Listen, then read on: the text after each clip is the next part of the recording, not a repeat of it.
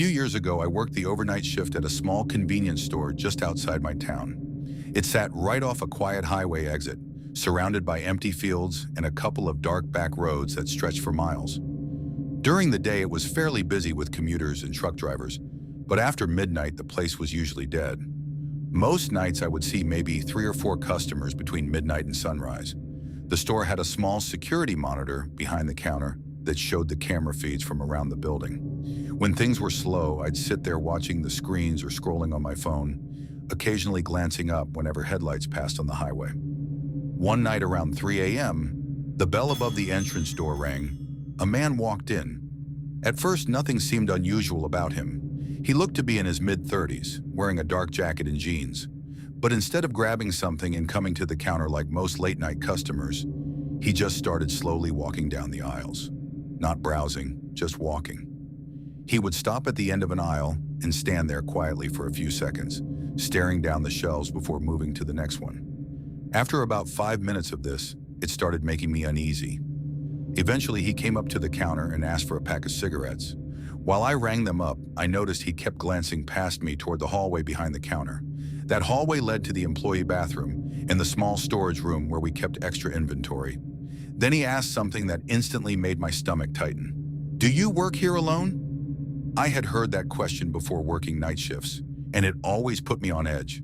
So I lied and told him my coworker was in the back doing inventory. The man stared at me for a moment, like he was deciding whether or not he believed me. Then he nodded slowly, paid for the cigarettes, and walked out. The bell rang again as the door closed.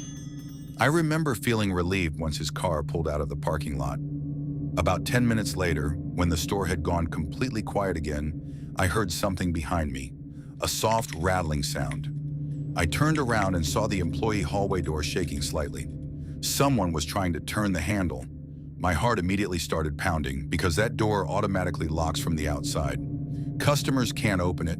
The only way to reach that hallway is through a side exit door that leads outside behind the building, and that door is supposed to stay locked overnight. I slowly looked up at the security monitor. Camera 3 showed the hallway. Standing at the door was the same man from earlier. He was gripping the handle and turning it back and forth. But the worst part was that he wasn't even looking at the door. He was staring directly into the security camera, smiling.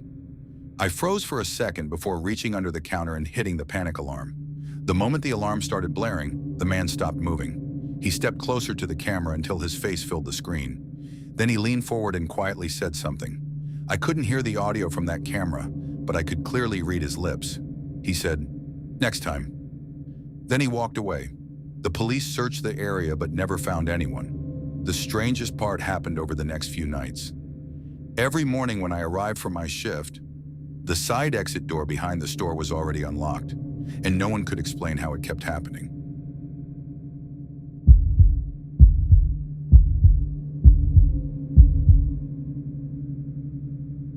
This happened when I was in college about 3 years ago. I didn't have a car at the time, so I usually relied on the city bus to get home after late classes or shifts at the campus library. Most nights it wasn't a problem. The bus route ran until around midnight, and there were always at least a few students riding along. But one night my shift ended later than usual. By the time I left the library, it was almost 12:30 a.m., and the last bus had already passed. My apartment was only about 2 miles away, so I decided to just walk. The route home followed a long stretch of road that cut through a quiet residential area. There were streetlights, but the sidewalks were usually empty that late. About 15 minutes into the walk, I noticed someone standing at a bus stop ahead. That immediately struck me as odd. The buses had already stopped running for the night, and everyone who used that stop knew it. As I got closer, I could see it was a man standing under the small shelter. He wasn't sitting or checking his phone. He was just standing there, completely still. When I passed the bus stop, I glanced over at him for a second. He was staring straight ahead at the road, not even acknowledging me. Something about that alone made me uncomfortable. I kept walking. After a few minutes, I got the strange feeling that someone was behind me. At first, I ignored it, telling myself I was just being paranoid walking alone at night. But eventually, I turned around. The man from the bus stop was about half a block behind me, walking in the same direction. I immediately started walking faster. So did he.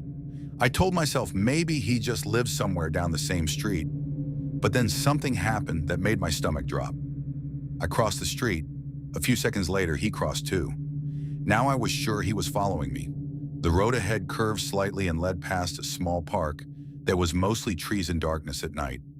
I decided to cut through it because it would get me to my apartment building faster. As soon as I turned toward the park entrance, I heard footsteps speeding up behind me. I didn't even look back. I just started running. The path through the park was barely lit, and I could hear his footsteps echoing behind me on the pavement. Every time I glanced back, he was closer. Then suddenly the footsteps stopped. I slowed down and turned around. The path behind me was empty. The man was gone. For a moment I thought maybe I had lost him somewhere in the darkness. Then I heard something behind me, right next to my ear. A voice quietly said, "You shouldn't run." I spun around. No one was there. The path was completely empty. I ran the rest of the way home without stopping. When I finally got inside my apartment building, I locked the door and tried to calm down. A few minutes later, I looked out the window toward the street.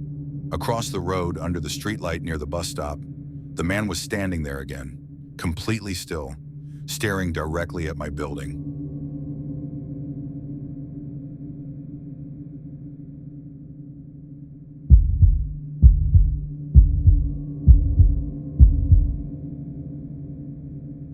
This happened last winter when my girlfriend and I took a short trip to Chicago. We didn't want to spend a lot of money on a hotel, so we booked a small Airbnb apartment that looked decent in the photos. The place was on the third floor of an older brick building in a quiet neighborhood. According to the listing, the host used a keypad lock so guests could check themselves in. When we arrived that evening, everything seemed normal. The code worked, the apartment looked clean, and it matched the pictures almost exactly. But after a few minutes inside, something started bothering me. The place felt staged. There were books on the coffee table, decorative plants on the shelves, even framed photos on the walls. But none of it looked used. The books had perfectly straight spines, the kitchen counters were spotless, and the fridge only had a few unopened bottles of water. It felt less like someone's apartment and more like a showroom. We ignored it and tried to enjoy the night. We ordered food, watched a movie, and settled in on the couch. Around midnight, my girlfriend suddenly paused the TV. She pointed toward the ceiling. "Why is there a blue light in that smoke detector?" I looked up. Sure enough, there was a tiny blinking light inside the detector directly above the couch. At first, I thought it might just be a battery indicator, but something about the way it blinked felt wrong. I grabbed a chair and stood up to take a closer look. The moment I twisted the plastic cover off, my stomach dropped. Inside the smoke detector was a small camera lens, pointing straight at the couch. For a few seconds, I just stared at it, trying to convince myself I was misunderstanding what I was seeing. But there was no doubt. Someone had hidden a camera inside the smoke detector. My girlfriend immediately grabbed her phone and started searching online. And we quickly learned that hidden cameras in rentals were actually a thing that sometimes happened. We started checking the rest of the apartment. In the bedroom, there was another smoke detector above the bed. Same blinking blue light, same camera. That was enough for us. We threw our things into our bags and rushed out of the apartment. Neither of us said much as we walked down the hallway, both of us just wanting to get out of that building as fast as possible. When we stepped outside, I turned back for one last look at the apartment windows. That's when I noticed a car parked across the street. Inside the car was a man sitting in the driver's seat. He was staring straight at the building. At first, I thought maybe he just lived nearby, but then he slowly lifted his hand and waved. The next morning, we reported everything to Airbnb and the police. The host's account was taken down almost immediately, but the strangest part happened a few days later. While reviewing the listing one last time, I noticed something I hadn't paid attention to before. In one of the listing photos of the living room, the smoke detector above the couch had been edited out, and in its place, there was a small black dot on the ceiling, right where the camera had been.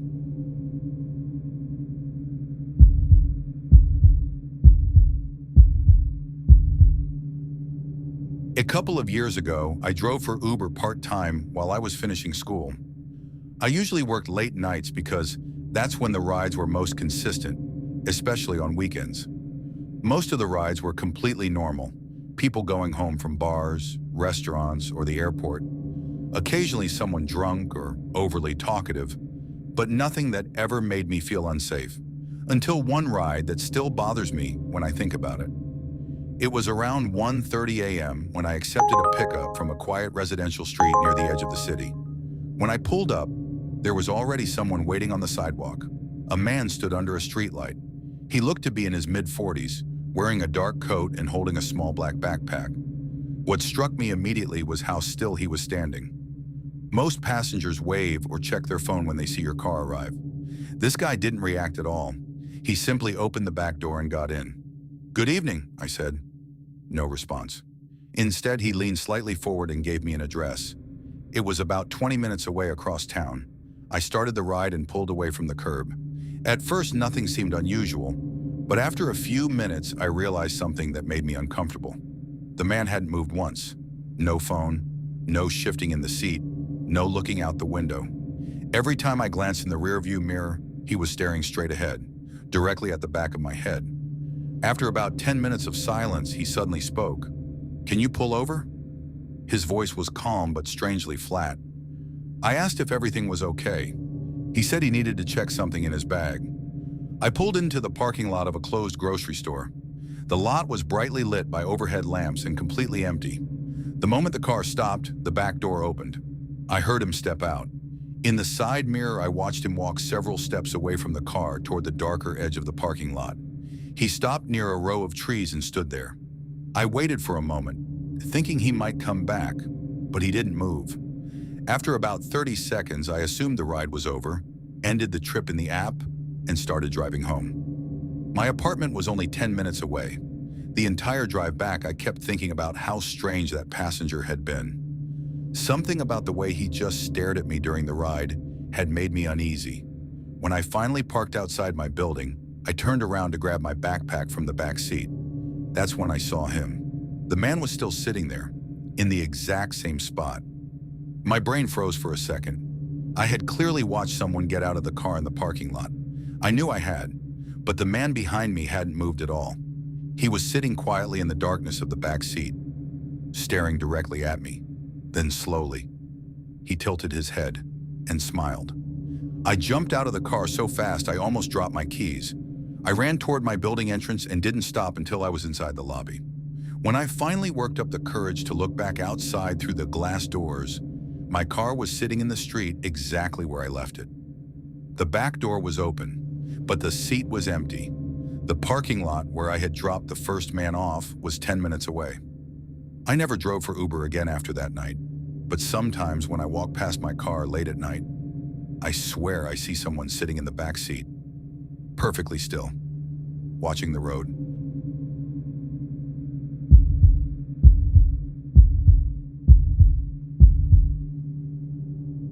About a year ago, I posted a story on Reddit about something strange that happened to me in college. It wasn't anything supernatural, just a creepy encounter I had with someone who used to hang around outside my dorm building late at night. The post got a decent amount of attention, which wasn't unusual for that subreddit. People shared their own similar experiences, asked questions, and a few joked about how paranoid it sounded. A few hours after posting, I received a private message. The username was something random made up of letters and numbers. The message only said one sentence. I was there that night. At first, I assumed it was just someone messing with me. But then I opened the message. Below that first sentence were details I had never written in my post.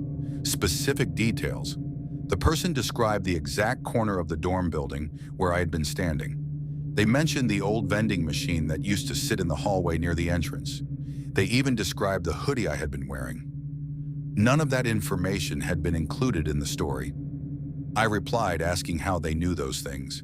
The response came almost instantly. "Because I was outside your window." That made my stomach drop a little. My dorm room back then had faced a narrow alley behind the building. Not many people walked through there because it was mostly used for dumpsters and delivery trucks. I asked them what they meant. For a few minutes, there was no reply. Then another message appeared. "I watched you for a while before you noticed me." At this point, I started feeling genuinely uncomfortable. I told myself it was probably just a troll who somehow figured out where I went to school. Still, something about the messages felt too specific. I stopped replying and muted the conversation. After a few weeks, I completely forgot about it. A few months later, I moved into a new apartment across the city. Different neighborhood, different building, completely different place. One night around midnight, I was sitting in my living room watching TV when I heard a faint tapping sound. At first, I thought it might be rain hitting the window, but the tapping continued, slow, rhythmic. I walked over to the window and pulled back the curtain. Outside was just the dark street and a dim streetlight. Nobody there. I shrugged it off and went to bed. The next morning, I noticed something strange on the window glass. There were words written in the condensation. 4 words. "I found you again." I stood there staring at it for a long time, trying to convince myself someone in the building had played a prank. But there was something that bothered me even more. The writing was on the outside of the glass. 3 nights later, I opened Reddit and saw I had a new message request. It was from the same username. The message said, "Nice new apartment.